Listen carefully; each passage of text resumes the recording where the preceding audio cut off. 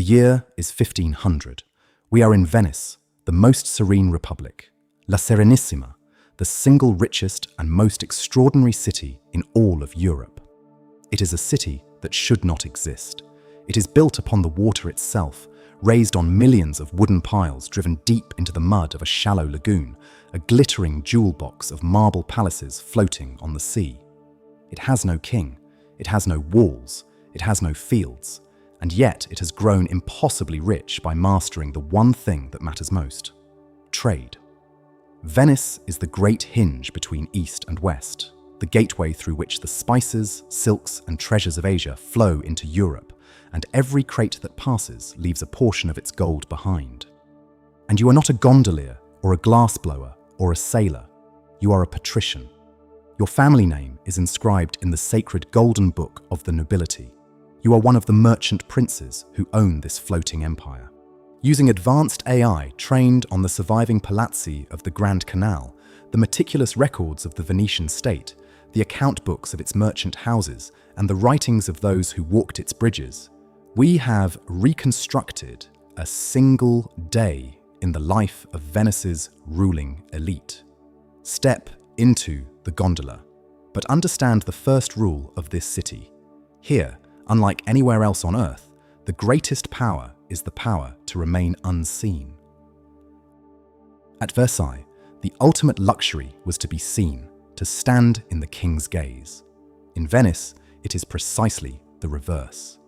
Here, the highest luxury is invisibility, to move through the city behind a mask, to exercise enormous power in secret through whispered words in shadowed council chambers, to possess a staggering fortune and hide it beneath a plain black robe identical to every other nobleman's. For this is a republic ruled by an oligarchy that fears nothing so much as a single man growing too proud, too visible, too powerful. In Venice, the man who flaunts his wealth is a fool and possibly a dead one. The true patrician hides in plain sight. You wake in your palazzo on the Grand Canal. It is a palace, but a peculiar one, with its grandest face turned not toward a street, for Venice has almost no proper streets, but toward the water. From your windows, glazed with the finest clear glass from the famous furnaces of Murano, a luxury so rare elsewhere that whole rooms of glass announce immense wealth, you look out over the great waterway, where the commerce of the world drifts past on barges and gondolas. Your floors are laid in a seamless polished surface of marble dust, your walls hung with rich carpets and silks brought from the Ottoman East and the markets of Damascus. Venice faces two directions at once, toward Christian Europe and toward the Islamic East, and your home is a blend of both, a treasure house assembled from the entire known world. You are dressed, and here Venice reveals its strange genius. You do not put on cloth of gold or blazing colors. You put on a long flowing robe of plain black. Every patrician in the city wears very nearly the same thing, a deliberate uniform of restraint, so that the nobility appears as a single equal brotherhood, and no one family can outshine another in public. The wealth is there, of course, in the quality of the wool, the fineness of the linen beneath, but it is whispered, never shouted. And when you go out among the crowds, you may carry a mask, for Venice is a city where masks are worn through much of the year, allowing nobles, merchants, and even the Doge himself to move through the streets unrecognized, free from the endless watching eyes. Anonymity, here, is the rarest freedom of all. By mid-morning, you turn to the true business of being a patrician, governing the republic. Venice is not ruled by a tyrant. It is ruled by you and by men like you through an intricate machinery of councils designed over centuries to prevent any individual from seizing control. At the head sits the Doge, the elected prince of Venice, but he is hemmed in on every side, watched, restrained, forbidden from acting alone, more a glorious figurehead than a true monarch. Real power flows through the great councils, the assemblies and senates, where the patrician families debate, vote, and steer the ship of state, and membership in the highest of these is restricted by birth to the families written in the Golden Book. 2 centuries ago, the ruling class slammed the doors shut, locking nobility to a fixed roster of bloodlines. You did not earn your place. You were born into it, and no amount of new money can ever buy a way in. And presiding over all, like a silent shadow, sits the most feared institution in Europe, the Council of Ten. This is the secret security council of the Republic, charged with protecting the state from conspiracy and treason, and it operates with terrifying speed and secrecy. Scattered throughout the city are stone letterboxes carved in the shape of a lion's mouth, into which any citizen may drop an anonymous denunciation of anyone at all. A whisper, a slip of paper, an accusation, and a man can vanish. The Republic watches everyone, including you. This is the price of belonging to the most stable and secretive government on Earth.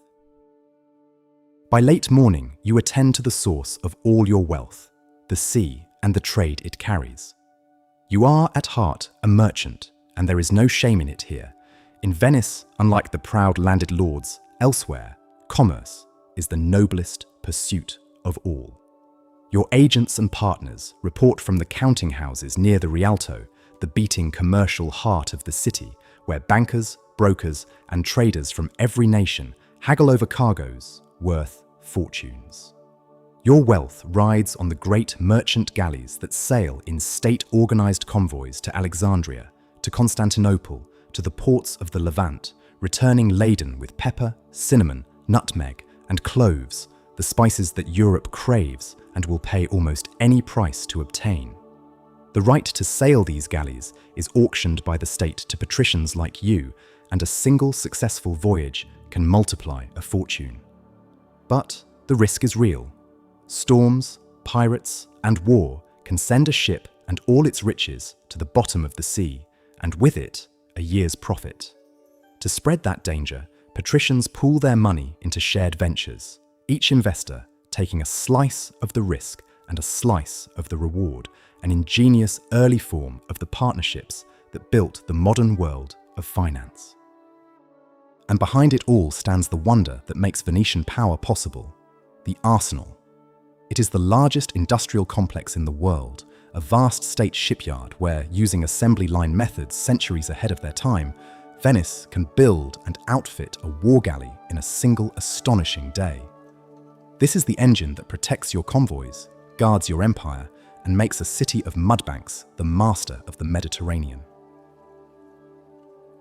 Even your family is an instrument of strategy. Marriages among the patrician families are arranged with cold precision to bind fortunes together, to seal trading alliances, and to keep wealth concentrated within the closed circle of the Golden Book. The dowries are enormous, so enormous that they threaten to fragment a family's fortune among too many daughters. And so, the Republic's elite developed a hard solution. In many great families, only one or two sons would marry to continue the line, and many daughters were placed into convents rather than married off, their dowries to the church far smaller than a husband's would demand. Behind the glittering palazzo walls, families made ruthless calculations about which children would carry the fortune forward and which would be quietly set aside, all to keep the patrimony whole. In the afternoon, you go out into the city, and here Venice is unlike anywhere on earth, for there are no horses, no carriages, no thundering chariots. You travel by water. You step from your own front door directly into a gondola, sleek and black, and your boatman propels you silently through the canals, beneath arched bridges, past the painted facades of 100 palaces rising straight out of the water. You glide into the Great Basin before the Piazza San Marco, the ceremonial heart of the Republic, dominated by the shimmering golden domes of the basilica, encrusted with mosaics and treasures looted from Constantinople, and the soaring brick campanile. You may pause at the Rialto to take the pulse of trade, or slip behind a mask to a ridotto, a gaming house where patricians gamble away fortunes in the candlelight, or pass an evening in the company of one of the city's celebrated courtesans, women renowned not only for their beauty but for their wit, learning, music, and poetry, companions to the most powerful men in Venice. And as evening falls comes the climax, the patrician banquet, where the hidden wealth of Venice is finally, carefully allowed to shine. The table is set with Murano glass of impossible delicacy, goblets so fine and clear they seem spun from air, the most prized tableware in Europe. And the food is a deliberate display of your command over the spice trade. Where a poorer host might serve plain meat, your dishes are perfumed with pepper, saffron, cinnamon, ginger, and cloves, spices worth their weight in silver, used with a lavishness that announces exactly who controls their flow into Europe. Sugar, too, is a luxury here, and the great banquets feature astonishing sculptures molded entirely from sugar, animals, ships, even whole architectural fantasies, edible monuments to wealth set upon the table to be admired and then devoured. There is wine from the Venetian holdings, fruits, fish from the lagoon, and rich confections. And surrounding it all is the glittering culture of the city at its height, the music, the art, the early masters whose paintings are beginning to make Venice as famous for beauty as for gold. Even here, though, the display is calculated. You impress your guests, but you never humiliate them, for they are your fellow patricians, and tomorrow you may need their votes, their ships, or their silence. Late at night, you return by gondola through the dark, silent canals, the water lapping softly against ancient stone, the city sleeping above its own reflection. You command fleets, you steer an empire, you hold a fortune drawn from the four corners of the earth, and yet you have spent your entire life learning to wield all of it quietly, anonymously, in service of something greater than yourself. Because in Venice, no man is meant to be eternal. Only the Republic is. For when you die, your funeral will be a solemn and dignified affair, but it will not glorify you above the state. You will be laid to rest in one of the great churches of the city, perhaps among the towering tombs of doges and admirals, in a marble monument carved by a master sculptor, your family arms displayed in stone. The wealthiest patricians commission the finest painters and craftsmen of the age to capture their likeness and adorn their tombs, so that your face may gaze out across the centuries from the wall of a chapel, and your name endure in paint and marble long after your bones have turned to dust. You will leave bequests to the great charitable brotherhoods, the scuole, that bind the city together, and to the church, securing prayers for your soul and honor for your house. But the deepest truth of Venice is this: the individual dissolves, and the Republic endures. Every year, in a magnificent ceremony, the Doge sails out into the lagoon and casts a golden ring into the waters, symbolically wedding Venice to the sea, an eternal marriage meant to last forever. You are but one thread in that endless marriage, one name in the golden book among generations stretching back and forward through time. Your immortality is not your own. It belongs to La Serenissima, the Most Serene Republic, which was built to outlive every single soul who ever ruled her.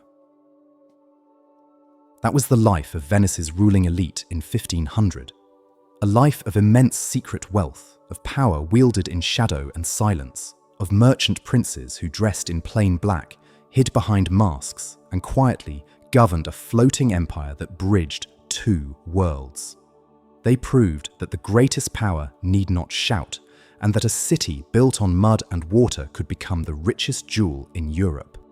The Republic eventually faded, its trade routes stolen by new oceans and new powers, its long independence finally extinguished. But the palaces still rise from the water, the gondolas still glide through the canals, and the golden domes of San Marco still blaze above the lagoon, the eternal monument to the merchant princes who turned the sea itself into gold. History remembers the empires of land and sword, but Venice built her empire on water and ruled it from behind a mask. This video is brought to you by the Paladin Learn History app. Scan the QR code to learn more history.